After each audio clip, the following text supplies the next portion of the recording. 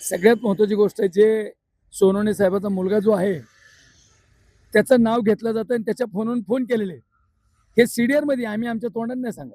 Police अटक का करत नाही? पोलिसांचं म्हणणं आहे सीआयडी कडे तपास गेला. आता सीआयडी काय तपास करते बघूया. पण सीआयडीने याच्यात लवकरात लवकर आरोपीला अटक केलं पाहिजे, ही आमची मागणी आहे. जर कोणीही गुन्हेगार असू द्या, मंत्री असो, आमदार असो, खासदार असो, एखादा सर्वसामान्य शेतकरी असो, गुन्हेगार असेल त्याला अटक केली पाहिजे. मयत विलास घुले यांचं कुटुंबीय बीडच्या जिल्हाधिकारी कार्यालयासमोर उपोषणाला बसलेलं आहे. उपोषणाचा आज 6वा दिवस आहे. मात्र वरिष्ठ अधिकारी असतील किंवा वरिष्ठ मंडळींकडून याची दखल घेतली जात नाही, आम्हाला न्याय मिळत नाही, अशी भावना वारंवार जी आहे ते मयत विलास घुले यांचं कुटुंबीय व्यक्त करताना पाहायला मिळते. रमेश घुले स्वतः उपोषण करतात, नातेवाईक आहेत. मात्र या संपूर्ण गोष्टीकडे लक्ष देण्यासाठी बाळासाहेब सानप जे आहे ते आलेले आहेत. दुसऱ्यांदा ते या ठिकाणी उपोषणासाठी आलेले आहेत. वरिष्ठ अधिकाऱ्यांनी देखील भेट घेतलेली आहे. काय सांगाल साहेब, वारंवार अन्याय होतोय, असा आक्रोश कुटुंबियांकडून केला जातोय, आमची दखल घेतली जात नाही असा आरोप केला जातोय. काय नेमकी पार्श्वभूमी आणि आज काय इथलं संपूर्ण सिच्युएशन आहे? खऱ्या अर्थाने जी घटना घडली, दुर्दैवी घटना, गेले अनेक 6वा दिवस आज उपोषणचा. रमेश घुले उपोषण करतायत, त्यांची आई उपोषण करते, मयत जे घुले आहेत त्यांची पत्नी उपोषण करते, आणि एवढं 3-3 माणसं उपोषण करत असताना जर याच्याकडे सरकारचं दुर्लक्ष होत असेल तर हे चुकीचं आहे. कसं असतं, वेळ आली की काही होऊन जातं. परंतु माझी राज्याच्या मुख्यमंत्र्याला विनंती आहे खास, की ही घटना एवढी तुम्ही गांभीर्याने घेतली नाही. तुमच्याकडे सीडीआर रिपोर्ट आले, फोन केलेले रिपोर्ट आले, सगळ्या गोष्टी असून सुद्धा तुम्ही त्याच्यामध्ये लक्ष का घालत नाही, हा आमचा प्रश्न आहे. माझी शासनाला विनंती आहे की आपण या गोष्टीकडे गांभीर्याने लक्ष दिलं पाहिजे. आता मग काय होईल, वेळ आली तर रस्ता रोको होतील, आंदोलनं होतील, मोर्चे होतील, महाराष्ट्र बंद होईल, जिल्हा बंद होईल, ह्या सगळ्या गोष्टी भविष्यात झाल्याशिवाय राहणार नाही. त्यामुळे माझी विनंती आहे सरकारला, जे कोणी दोषी असतील, जे अटक केलेत, ते राहिलेले आहेत, त्यांना अटक केलं पाहिजे. आणि जर खून करताना एखाद्या माणसाचे फोन येत असले आणि त्या सीडीआर मध्ये जर असले तर 100% मला वाटतं गुन्हेगार आहे, त्या आरोपीला अटक केलं पाहिजे, यांची मागणी आहे. मी त्यांना विनंती केली, बाबा असं आता थोडं तरी थांबलं पाहिजे. त्यांचं स्पष्ट मत आहे की जोपर्यंत आम्हाला न्याय मिळत नाही तोपर्यंत आम्ही इथून उठणार नाही. आमची इथून अंत्यविधी गेला तरी चालेल, पण त्यांचं स्पष्ट, मी तेच त्यांना सांगत होतो आता, की बाबा आता कुठेतरी थांबलं पाहिजे. मी विनंती केली, परंतु त्यांचं स्पष्ट मत आहे की मी कुठल्याही परिस्थितीत थांबणार नाही.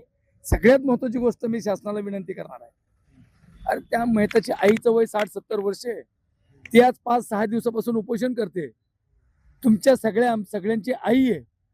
आणि हे जर तुम्हाला कळत नसेल, एक महिला आणि एक त्या मृत्यू झालेल्यांची पत्नी, ह्या 2 महिला या ठिकाणी उपोषण करताय, आमरण उपोषण.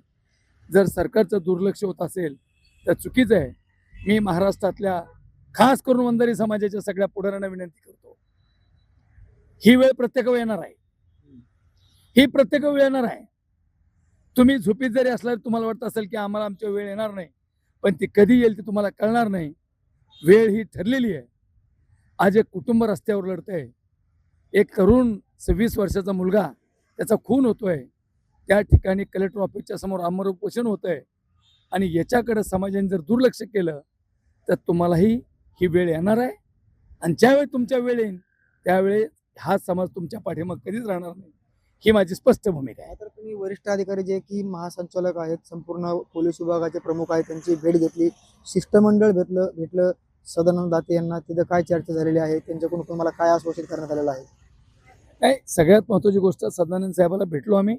त्यांनी सांगितलं सीआयडीकडे तपास दिलाय. सीआयडीचा प्रामुख्याने कसा तपास चालू आहे आम्हाला माहीत नाही. आज सीआयडीचे लोक इथे येणार होते पण अजून आले नाही. आत्ताच बल्लाल साहेब PI येऊन गेले, त्यांनी सांगितलं सीआयडीचे आज लोक येणार होते पण कुठेतरी पुण्याला वगैरे ते गेले, असं ते म्हणतो तपासात, ह्या तपासात गेले असं त्यांचं म्हणणं आहे. पण सीआयडी सुद्धा याच्यात लक्ष घातलं पाहिजे. सीआयडी ब्रँच एक स्पेशल आहे, आणि IG साहेबांनी जर ती नेमणूक केली असेल तर आजपर्यंत सीआयडी काय केलं हा पण तपास करणं गरजेचं आहे. आणि याचं सुद्धा सीआयडीने आम्हाला जे काही केलं याचं, हे जे इथे उपोषण करते त्यांना ही गोष्ट सांगितली पाहिजे. तर एकंदरीत पाहायला गेलं तर 6वा दिवस आहे, गावामध्ये देखील टाकीवर चढून आंदोलन झालं, इथे देखील आंदोलन झालं, टोकाचं आंदोलन कलेक्टर ऑफिसच्या ऑफिसवर देखील काही नातेवाईक आक्रमक झाले होते. तर संपूर्ण होत असतानाही जाणीवपूर्वक दुर्लक्ष केलं जातंय का? हे दुर्लक्ष कशामुळे केलं जातंय आणि तुमचा नेमके आरोप कोणावरती आणि जे 10 आरोपी घटलेले त्याच्यापैकी तुमचा आणखी आरोप कोणावर आहे? नाही, सगळ्यात महत्त्वाची गोष्ट आहे, जे सोनवणे साहेबाचा मुलगा जो आहे त्याचं नाव घेतलं जातं आणि त्याच्या फोनवरून फोन केलेले हे CDR मध्ये आम्ही आमच्या तोंडात नाही सांगत. पोलीस अटक का करत नाहीत? पोलिसांचं म्हणणं आहे CID कडे तपास गेला. CID काय तपास करते बघूया. पण CIDने याच्यात लवकरात लवकर आरोपीला अटक केलं पाहिजे ही आमची मागणी आहे. जर कोणीही गुन्हेगार असू द्या, मंत्री असो, आमदार असो, खासदार असो, एखादा सर्वसामान्य शेतकरी असो, गुन्हेगार असेल त्याला अटक केली पाहिजे. हे शासनाचं काम आहे, त्या डिपार्टमेंटचं काम आहे. परंतु याच्यावर कुठेतरी दबाव टाकला जातोय का, हाही आमचा प्रश्न आहे. मी राज्याच्या मुख्यमंत्र्याला विनंती करेल, मुख्यमंत्री महोदय, 2 महिला आणि 1 पुरुष गेली 6 दिवसापासून आमरण उपोषण करताय.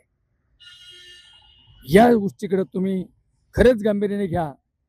जर दुर्लक्ष झालं तर याचा काही उद्रेक होऊ शकतो. रस्त्यावरची लढाई लढू शकतात.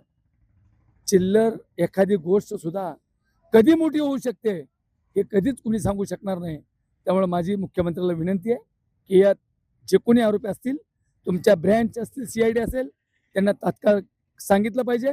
जे कोणी दोषी असतील त्याच्यावर कारवाई करा आणि त्यांना अटक करा.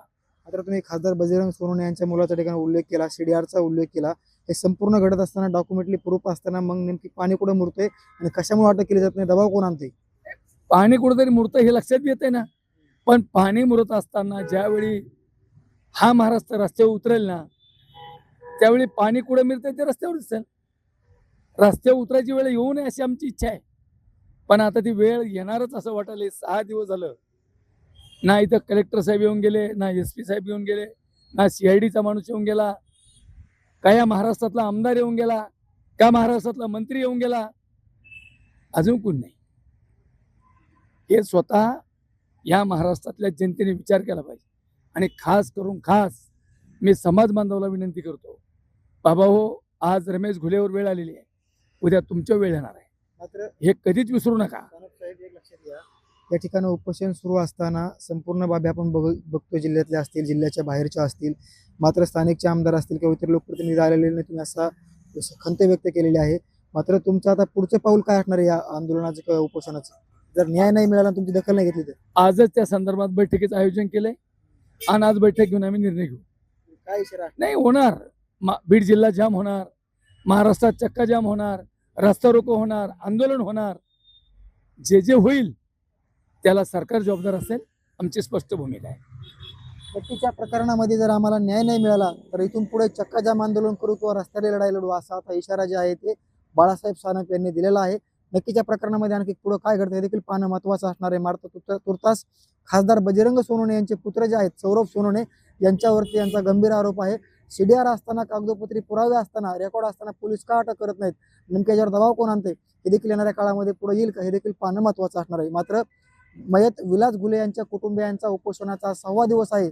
त्यांना न्याय मिळावा अशी भावना जी आहे त्या नातेवाईक देखील व्यक्त करतात. आणि OBC महासंघाचे जे भगवान महासंघाचे जे बाळासाहेब सानप आहेत त्यांनी आता इशारा दिलेला आहे, या ठिकाणी उद्या आम्ही रस्त्यावरची लढाई लढू असा इशारा त्यांनी दिलेला आहे.